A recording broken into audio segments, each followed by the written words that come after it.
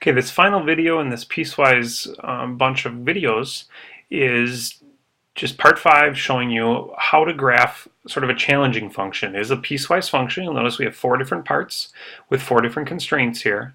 And we also have a lot of different functions showing up. We've got a greatest integer function here, an absolute value function, just a normal linear function, and essentially what would be a step function or a horizontal line.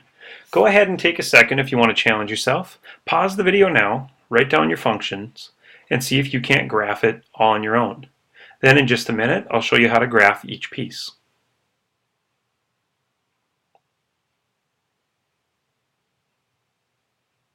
Okay, let's get started with the first piece. Notice that again, this is a linear function. So if we know where to begin, we can draw a nice straight line, which means the first place that I would look is at our constraint. We're going to start at x is less than -1. So let's go to x is -1. Go ahead and label that. And I'm going to start there, and we want everything less than that. I want everywhere to the left side of that line. So -1x minus 6 means if I started down at -6, 2, 3, 4, 5, 6, I'm just going to follow a slope of -1. So I can go from that point down 1, right 1. But remember, I only want to go to the left, and in fact I'm already too far to the right. I only want to go left of -1. So let's start out by traveling up 1, left 1 to give ourselves a good place to begin. Notice there was no equal sign on our x is less than -1. So we'll start with an open circle in that place. Then we can follow our slope again of -1. So down 1, right 1. Again, we don't want to go to the right though. So up and left, up and left, up and left, out to infinity, and we'll just follow that line and graph a nice straight line from that point. Next, we're going to graph an absolute value, which remember is a V shape. So we need to know where to put our vertex. Our vertex here, notice we didn't shift left or right at all, so our vertex will be on the y-axis, but we did shift down 3 units, so I would be down 1, 2, 3 units. So let's go ahead and put a point there.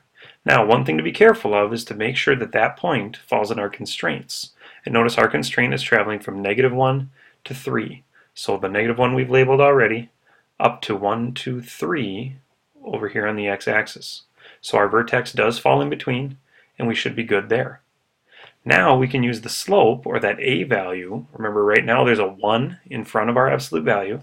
So out to the right, we're going to use a slope of 1. So I'm going to go up 1, right 1, up 1, right 1, up 1, right 1. Stop there, because remember at 3, that's the edge of our constraint, the edge of our border. We can put a nice solid circle, however, because 3 is included in our constraint. Now to the left of our vertex, we want to go up and left. Kind of repeat that pattern, but do a -1 slope. So I'm going to go up and left. And notice I'm right at the edge of my border again, because we want to start at -1, go up to 3. So that's all of our V. And then we just need to connect those dots, forming a nice straight line. Notice solid circles at the ends, but a nice V shape in between. Then comes the greatest integer function. Remember that we want to go from 3 to 7, so 3, 4, 5, 6, 7, but we want our greatest integer function to happen in between there.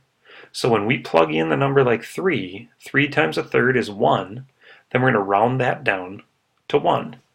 So at 3, we got a 1. We put a nice solid circle there. Now, when we plug in a number like 4, 4 thirds also rounds down to 1.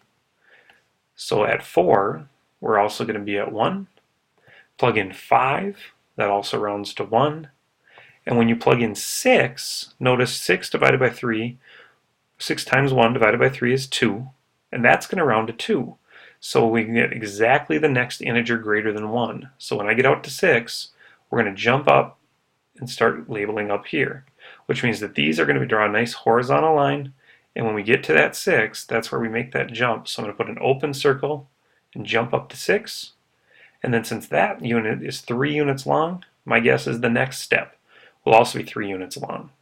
But remember, we only want to go to 7, so we can put a solid circle there, and we can label on there.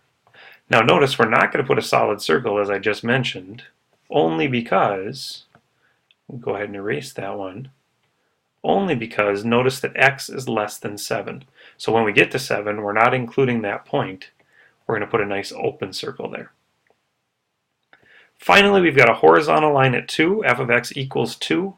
So it'll be equal to exactly 2 everywhere from 7 and greater. X is greater than or equal to 7. So let's go out to 7, up to 2. Now look, that's an open circle, but we need to put a solid circle because of this new line.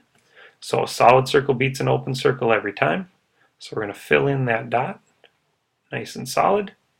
And then we'll draw a horizontal line out to the right. X is greater than 7. Everywhere infinitely out to the right on a nice flat line, looking just like that. So I hope that helps you with that challenging problem. One question to ask, if you look very carefully, is does this function actually, or relation, actually make a function? And remember, to pass that test, we need to talk about a vertical line test. So everywhere on the blue line looks pretty good. When we get up to -1, we've got a solid circle over an open circle, which means we only technically run into one point. So we're still good there. Then an absolute value is a perfectly good function. Out to the right, everything looks very good. The only problem I notice is at 3. I'm going to go ahead and label this no, because at 3, for x, we run into two different points.